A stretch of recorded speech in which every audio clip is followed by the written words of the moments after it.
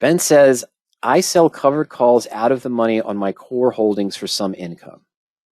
Generally, these are short-term 1 week. I generally close them out on Friday and sell another covered call for the following. Any thoughts on selling the following Monday versus Friday? Yes, Ben, and we had a great discussion on this, and we're gonna try to look at some things historically, but it's gonna be hard with the way the market has been. One thing I'll say, of course, Ben, is on a day like today. Well, yeah, instead, what he's saying, I'm sorry, I don't know if I mentioned his statement. He says I generally close them out on Friday, and then sell another covered call for the following week. So you're rolling out on Friday. Okay, that's great, I think is what you're saying.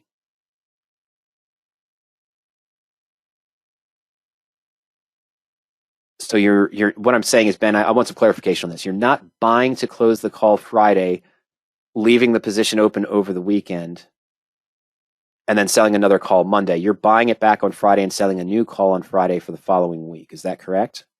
The reason why I asked that is because on a week like this week, where the market's closed on Monday, it might be better, absolutely, to roll on Friday, because you're going to miss a whole nother day of time value if you close the position on Friday so you didn't risk being assigned it after hours or anything such as those lines, Ben, or if your targets have been met for your covered call position. But then if you go to sell next week, you're selling on Tuesday. You've missed a whole day of time value that you would normally have, and that would be affected. And we had a presentation on this recently as well. Let me just try Friday.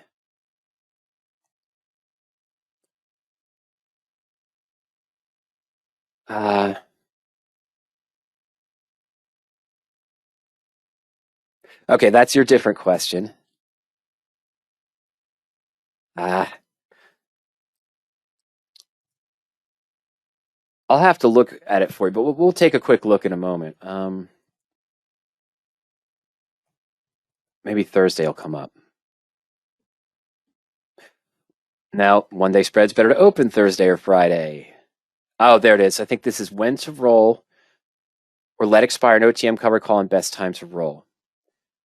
And this one might be it. I'll have to find the exact one I'm looking for, Ben. We did a discussion in full, and I can't remember if it was for a covered call or naked put, but that's fine. But what we were looking at, of course, is we went back in time and we looked at 2 or 3 expirations, I think, for Apple or maybe it was Amazon. I think it was Apple. And we looked at what would have happened to the position rolling the covered call as a whole if we would have bought it back Thursday and sold the following week on Thursday, or bought it back Friday and sold, or just let it expire on Friday and sell the next one on Monday. And it seemed that the prime opportunity was actually on Thursday for the highest time value. Okay, so you roll on Friday, and I think it's usually where you get the better time value. You get those extra 2 days technically of time value. The risk is, of course, is if you let it expire or bought it back on Friday and you're buying it back to sell the call Friday for the following week, Ben, the risk is bad news coming out on the weekend, or good news where it's suddenly trading on Monday's open above the short call out of the money strike you sold. But, that could still be managed. But that's one of the things you might want to look out for. So let's go to back test. Go to smart history here. We're 3 weeks in. First expiration was the 3rd. So let's actually go back to May. It's the May 31st. Now I got to use weekly, don't I? Great.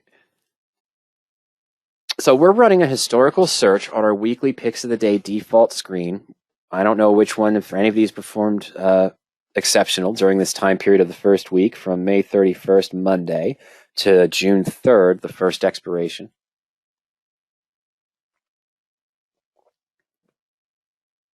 I'm sorry. I apologize. Now, it does take, I think I just didn't click the submit button correctly, but it does take a little bit more time when we're using the historical, because right now we're uploading all of the historical data, Ben, into the tables. So it's a lot of actions going on those historical tables we have in the background. We'll get in soon. And so what we're going to do is take a position. We're going to see what it was on Friday, and then we're going to go to the historical chain and look at the time values that were available for additional out-of-the-money calls on that same position.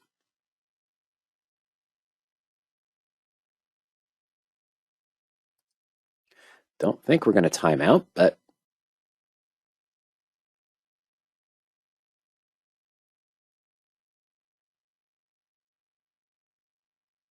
okay, so let's just go back here.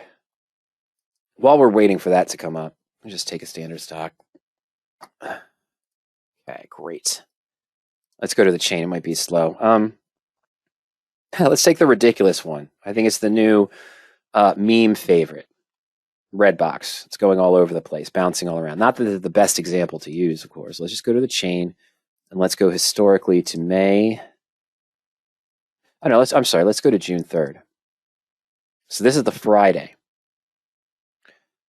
So let's say that we had sold the 650 call. We can buy it back here for 3 cents on June 3rd. The first expiration. It did time out. How about that? Okay, so we're buying it back here on June 3rd for 3 cents. And then we'd sell the next week. Let's say you sold the 7 for 48 cents, a little bit further out of the money. We get 48 cents the 7 days.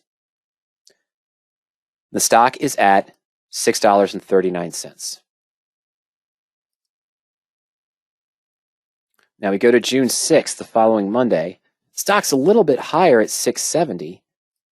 Yeah, and that affected the 7 strike is now 53, but the other one that's out of the money, about the same range. So when the 7 was out of the money, when the stock was at $6.39, it's about 61 cents out of the money. Here, the 750 is more close to that, and it's at 43 cents. So it lost about 5 cents a time frame. That's 10%, a little bit more than 10% on a price of 48 cents or 43 cents. Now let's move forward to the next week. And so our next expiration would have been June 10th.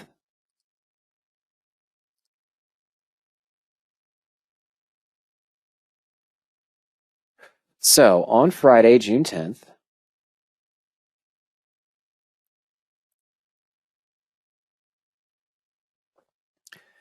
okay, well, we would have gotten assigned in that case. But let's say that we bought an out-of-the-money call back. We looked to sell for the 17th. And you didn't give me a full range out of the money. So let's go at least 13% out of the money. The 15 strike, $1.80 OTM, 15 strike, 13% OTM, was priced at 103. Now, let's go to the next day.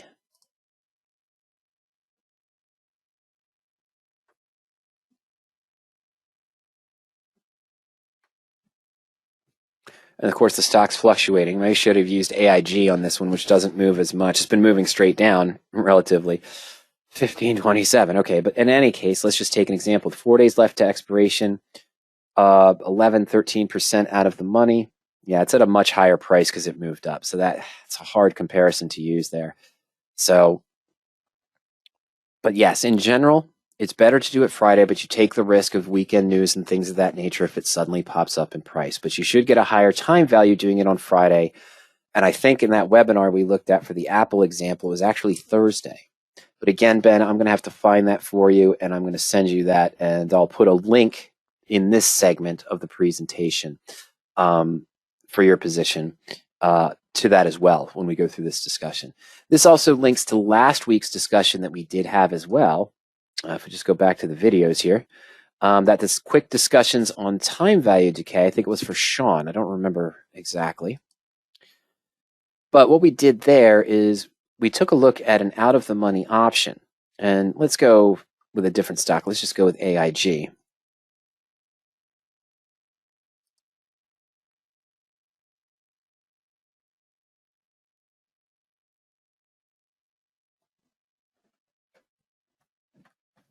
I should have just gone current. I apologize. Okay. And right now the stock's at 51.63, but it's been declining. And oh, I'm sorry. That was back then. I want to go current, 51.46. And I want to go 14 days out. Okay, Ben? And so let's do the same thing we did. Let's go out of the money. Let's go 7% out of the money for near a 1% return, okay? And that's the 55 strike. Now, the discussion we had last week, the discussion we had last week was about the expected time decay, that the time decay curve you normally expect to see applies really to at-the-money options, not so much to the out-of-the-money options, the out-of-the-money call in this case, which is shown here, the blue line. Normally, you expect to see a decay like this. Well, this is more for the at-the-money options, which at the time you entered had the highest time value due to the at-the-money bell curve. And so the out-of-the-money is more slow. Now, remember, this is 14 days out in time. So where I want to go with all this is that we know that the market, of course, is closed on the 20th, on Monday. But you see the difference here. If I go to the 19th, this is the put, isn't it? I'm on the wrong side. I'm sorry. If I go to the 19th, we're right about where we want to be. We're about 0.46, 0.47. But then the next day's expiration would probably put us right around 0.42 or 0.43. And then you wait to Tuesday, it might be around, that's actually more like 0.25 on Thursday. So you're still seeing a significant decrease in the price in that case. Let's look at that a little bit further there, day by day. It's easier to just see the expected numbers. So in this case, from 617, the expected bid is 41. You expect to see some time decay. On 620, it shows up at 29 cents. Another way to answer your question, Ben, is that if you're staying in a position, you had mentioned you're staying on out-of-the-money covered calls in your core holdings to lower the cost basis. Even though the markets have been moving down, maybe you're not getting that much, but you're having your calls expire. You're rolling them down, rolling them down, rolling them down. Excuse me. And you're just keeping the premium to lower the cost basis. Most investors, if they decided, Ben, to stay in the position and continue to trade it, you're absolutely right. By Friday or Thursday, if they've made what they initially expected to make, meaning that if I sold this initial premium for 41 cents and I can take 80 to 85% of the profit I expected by Thursday, and I'm still planning to continue the trade, I'm rolling it by Thursday. If not, yeah, there's no problem with rolling it on Friday either to get a little bit more time decay on the position. Maybe you're making closer to 90%, 92% on the position of what you expected to make. So if you're continuing, most investors will just roll it on the Friday anyway, or the Thursday, or once they've hit their trigger and made that percentage that they set for the premium. I sell it for $1. I could buy it back for 20 or 15 cents, make 80 to 85% of profit. Then I'm going to go ahead and do that. But if I'm staying in the trade at that time, I'm rolling already. I'm looking at the power options tools, the position analysis tools, and evaluating the rollout opportunities. I'm saying, okay, which one is the best one to give me to roll to? And I've made my decision to take my profits off the table, however soon it is before expiration, or even if it is on expiration day, and I'm planning on staying into the position further. Again, for more information on sort of our ideas, remember you can always go into the playlist there. Take a look at the covered call playlist. Here we go. View full playlist. Don't click it directly, Mike, because then the video will start playing. Covered call approach, what I'm looking for is triggers for rolling a covered call, criteria for the optimum time frame to roll a covered call. This might have been what I was thinking of. That might be it. The one I was trying to reference is the optimum time frame to roll a covered call. But again, Ben, when I figure out which presentation I was looking for there, I will get that to you directly, and it will be included in this presentation as well. But there's the other concepts there of triggers for rolling, criteria for the optimum time frame for rolling the covered call a lot as well. Okay.